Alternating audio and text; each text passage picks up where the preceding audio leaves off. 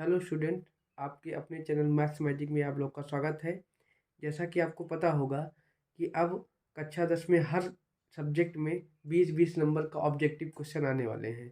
तो आज हम साइंस के जो है टॉप एमसीक्यू क्वेश्चन जो ऑब्जेक्टिव वाले क्वेश्चन होते हैं वो आप लोग सीखेंगे। और बहुत इंपॉर्टेंट क्वेश्चन है, इनमें से ही आपको बोर्ड परीक्षा में मिल जाएंगे क्वेश्चन। तो ध्यान से देखिए वीडियो। देखिए पहला क्वेश्चन है कि अम्ल से हाइड्रोजन हटाने वाली धातु है, तो वो धातु कौन सी है? Zn है, जिंक है। ठीक। दूसरा क्वेश्चन है कि लेड नाइट्रेट का रासायनिक सूत्र क्या होता है? ठीक, क्या नाम दिया है? लेड नाइट्रेट का रासायनिक सूत्र। तो क्या होता है? लेड आप जानते हो पीबी होता है ना, तो PbNO3 का होल ट्वाइस। ठीक है, लेड नाइट्रेट का रासायनिक सूत्र क्या होता है? PbNO3 का होल ट्वाइस। अगला है, वह प्रक्रिया जिसके कारण चांदी के ऊपर काली परत व तांबे के ऊपर हरी परत चढ़ जाती है। ठीक है, चांदी के ऊपर कौन सी परत? काली, और तांबे के ऊपर हरी परत चढ़ जाती है, उसको कहते हैं संक्षारण। ठीक, कि चांदी जो मेटल होता है उसके ऊपर कौन सी परत चढ़ती है? काली, और तांबे के ऊपर हरी परत चढ़ जाती है, उसको क्या कहते हैं? संक्षारण कहते हैं। फिर अगला है, चिप्स की थैली में भरी जाने वाली गैस नाइट्रोजन। वैसे चिप्स की थैली में गैसे गैस रहती है, चिप्स तो कम ही रहती है ना। नहीं तो आप लोग लेज का देखिए, लेज वाले चिप्स में जो है सिर्फ गैसे गैस रहता है, चिप्स तो थोड़ा सा निकलता है ना। वो जोक भी बना है ना कि आज मैंने जो है 5 रुपए की जो है हवा खरीदी, उसमें 2-4 चिप्स मिल गए, है ना। तो देखिए आगे अगला है कि कैल्शियम फास्फेट का रासायनिक सूत्र है। तो कैल्शियम फास्फेट का रासायनिक सूत्र क्या होता है? CaPO4 का होल ट्वाइस। ठीक है, CaPO4 का होल ट्वाइस।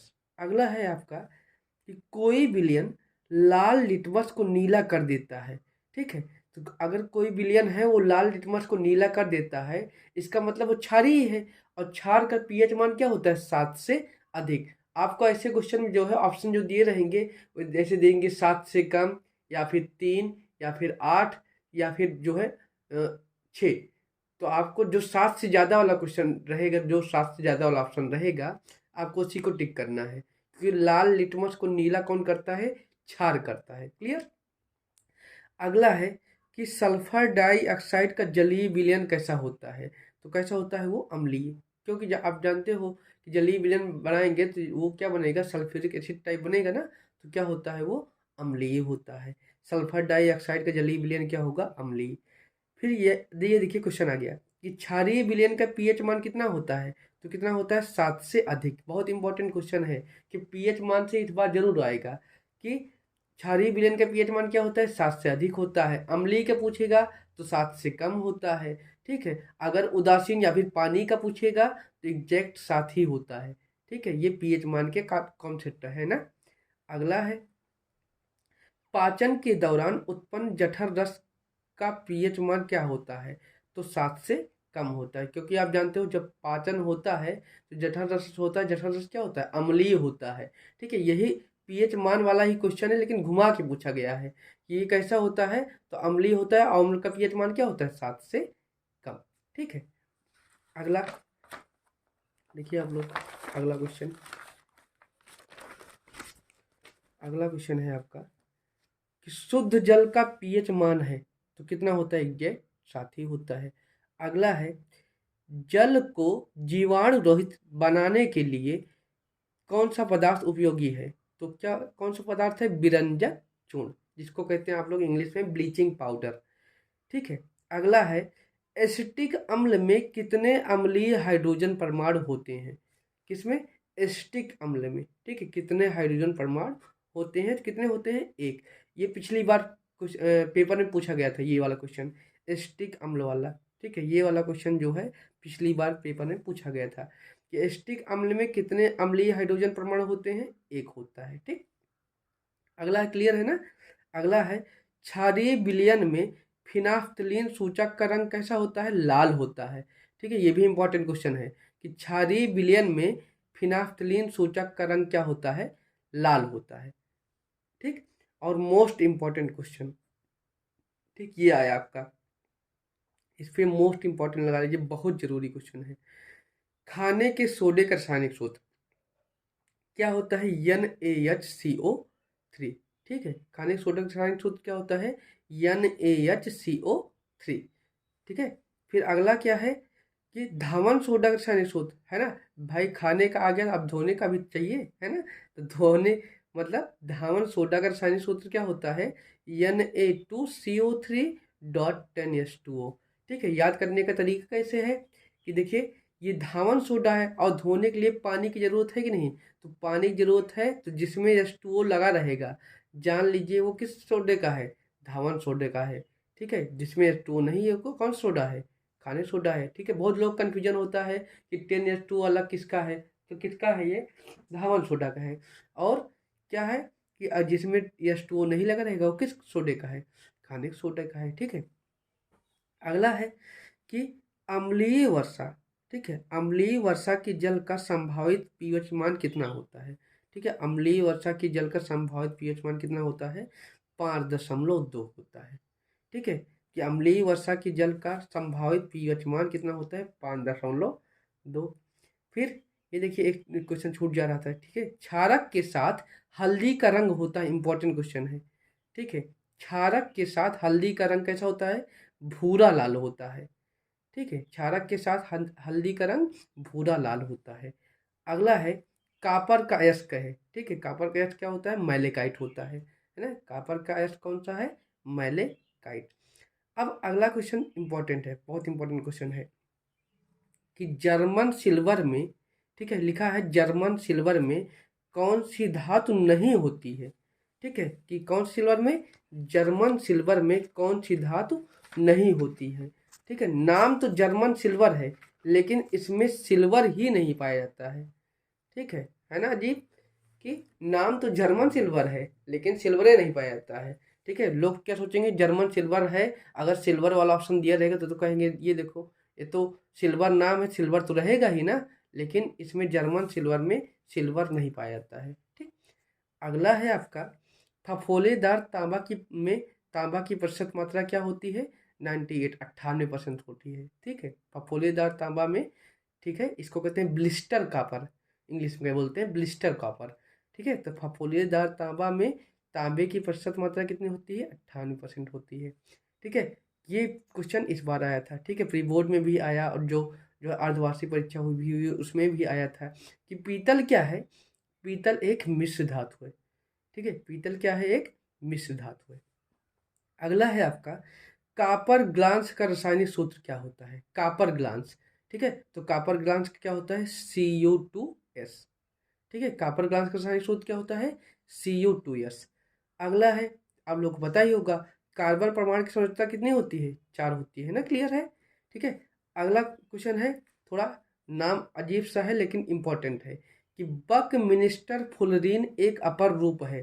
ठीक है, क्या है नाम है? बकमिनिस्टर फुलरीन। ठीक है, अपर रूप किसका होता है? तो ये किसका होता है? कार्बन का होता है। ठीक है, बकमिनिस्टर फुलरीन किसका होता है?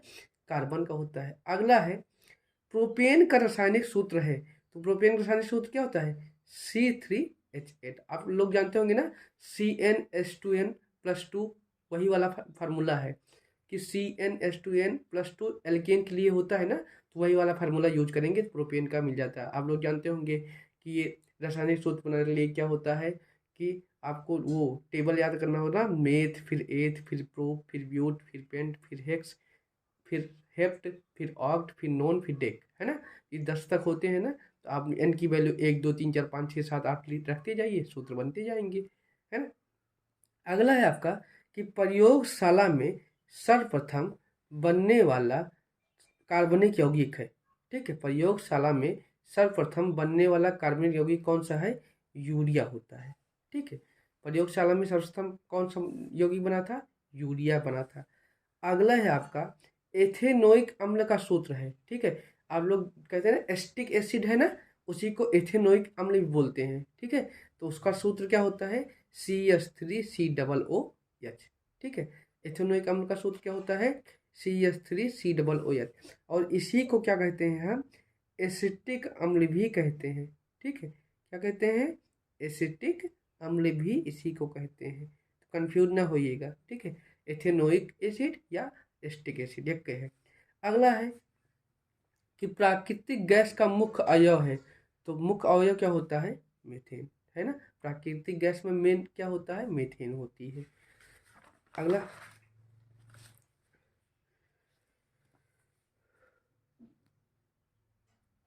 अगला है कि एक एल्कोहल और अम्ल के साथ होने वाली अभिक्रिया कहलाती है। ठीक है, एक एल्कोहल रहेगा और एक एक अम्ल रहेगा, दोनों जब अभिक्रिया करते हैं तो उसको कहते हैं स्टीरीकरण। कभी कभी ये परिभाषा भी पूछी जाती है स्टीरीकरण की, कि स्टीरीकरण क्या है। तो आप लोग क्या कहेंगे कि एक एल्कोहल और एक अम्ल जब एक साथ अभिक्रिया करते हैं तो उस क्रिया को क्या कहते हैं? स्टीरीकरण कहते हैं। क्लियर। अगला क्या है कि साबुन किस प्रकार के यौगिक है, तो साबुन कैसा होता है? लवण होता है, सॉल्ट होता है। ठीक है। अगला है आपका कि एस्टरों के क्षारीय जल अपघटन की क्रिया कहलाती है। एस्टरों के क्षारीय जल अपघटन की क्रिया क्या कहलाती है? साबुनीकरण। ठीक है, इंपॉर्टेंट टॉपिक है, आप लोग बड़े वाले टॉपिक में भी इसको याद कीजिएगा, बहुत इंपॉर्टेंट टॉपिक है साबुनीकरण। ठीक है, साबुनीकरण जो है इंपॉर्टेंट टॉपिक है, इसको याद कर लीजिएगा, बड़े वाले में भी आता है ये वाला क्वेश्चन। ठीक है, फिर साबुन की सफाई प्रक्रिया भी आती है, तो वो सब भी मिसेल वगैरह है ना, तो उसको याद कीजिएगा। अगला है मृदु साबुन बनाने के लिए आवश्यक पदार्थ होता है, तो मृदु साबुन बनाने के लिए कौन सा चीज आवश्यक होता है? Caustic potash. ठीक है, मृदु साबुन बनाने के लिए आपको कास्टिक पोटाश की जरूरत पड़ेगी। अगला है सोडियम में झाग उत्पन्न करने वाला कौन सा पदार्थ है? सोडियम में झाग उत्पन्न कौन करता है? रेजिन करता है। ठीक है, रेजिन ये पदार्थ होता है जो क्या उत्पन्न करता है? झाग उत्पन्न करता है। ठीक है, सोडियम में। अगला है आपका कि लिथियम एलाई विकर्ण संबंध प्रकट करता है किसके साथ? मैग्नीशियम के साथ, Mg के साथ। ठीक है, लिथियम विकर्ण संबंध किसके साथ प्रकट करता है? Mg के साथ। फिर अगला है कि आधुनिक आवर्त नियम प्रतिपादित करने वाले वैज्ञानिक हैं। ठीक है, आधुनिक आवर्त नियम किसने प्रतिपादित किया था? मोजले ने। ठीक है, ठीक है, थोड़ा नाम सुना सुना सा नहीं लग रहा है, बट सब लोग जो है इसमें मेंडलीफ लगा के आते हैं, लेकिन गलत है। आधुनिक आवर्त नियम किसने प्रतिपादित किया था? मोजले ने। ठीक है, एक नंबर में ये इंपॉर्टेंट क्वेश्चन है। ठीक है, अगला है आपका आधुनिक आवर्ती वर्गीकरण का आधार है। ठीक है, आधुनिक आवर्ती वर्गीकरण का आधार कौन सा है? परमाणु क्रमांक है। ठीक है, कि जो आधुनिक आवर्ती वर्गीकरण हुआ है, ठीक है, जो आधुनिक आवर्त सारणी बनी है वो किस आधार बनी है? आप लोग पता होगा किस आधार बनी है ये? परमाणु क्रमांक के आधार पे। ठीक है, उभयधर्मी ऑक्साइड है। उभयधर्मी ऑक्साइड क्या होता है? Al2O3। ठीक है, ये कौन सा ऑक्साइड होता है? उभयधर्मी होता है। ठीक, इतना ही जो है क्लियर है। आगे चले, देखिए आगे क्वेश्चन देख लेते हैं। ठीक है, आगे क्वेश्चन है आपका कि यूरेनियम है। ठीक है, ये इंपॉर्टेंट क्वेश्चन है। ठीक है, यूरेनियम है। यूरेनियम क्या होता है? अंतः संक्रमण धातु। ठीक है, अंतः संक्रमण धातु है यूरेनियम। ठीक, आपको पता होगा 92 होता है ना, तो वही है।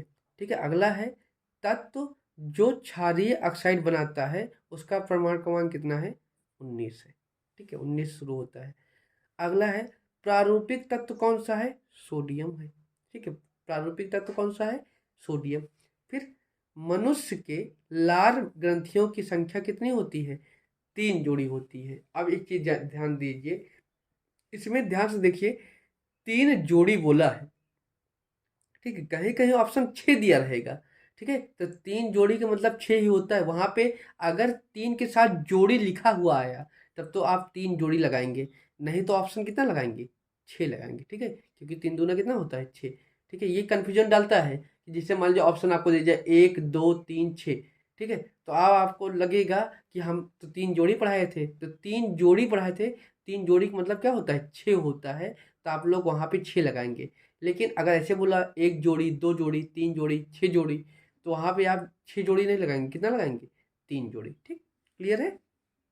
अगला, प्रचलित रूप से ऊर्जा गृह किसको कहते हैं? माइटोकॉन्ड्रिया बोलते हैं। ठीक है, प्रचलित रूप से ऊर्जा गृह कौन कहलाता है?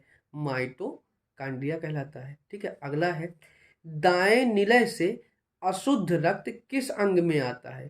तो किस अंग में आता है? फेफड़ों में। दाएं निलय से अशुद्ध रक्त किस अंग में आता है? फेफड़ों में आता है। अगला है पल्मोनरी सिरा रक्त लाती है, कहाँ पे लेकर आती है? बाएं अलिंद में। इंपॉर्टेंट क्वेश्चन है, ठीक है, ये इंपॉर्टेंट लगाइएगा कि पल्मोनरी सिरा रक्त कहाँ लेकर आती है? बाएं अलिंद में। ठीक। अगला है कि हीमोग्लोबिन महत्वपूर्ण भूमिका निभाता है किसमें? श्वसन में। ठीक है, श्वसन में किसका कार्य होता है? हीमोग्लोबिन का काम ज़्यादा पड़ता है, ठीक है, श्वसन में।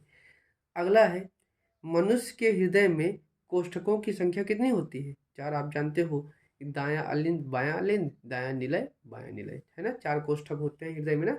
ठीक है, तो ये वाले जो है आपके लगभग 50 क्वेश्चन हम तैयार करा दिए हैं। आप लोग इसको ध्यान से जो है तैयार कर लीजिए। अगले वीडियो में हम कुछ और क्वेश्चन लेकर आएंगे जिससे आप लोग की साइंस की भी जो है तैयारी अच्छे से हो सके। ठीक है, तो अच्छे से तैयारी कीजिएगा। जय श्री राम।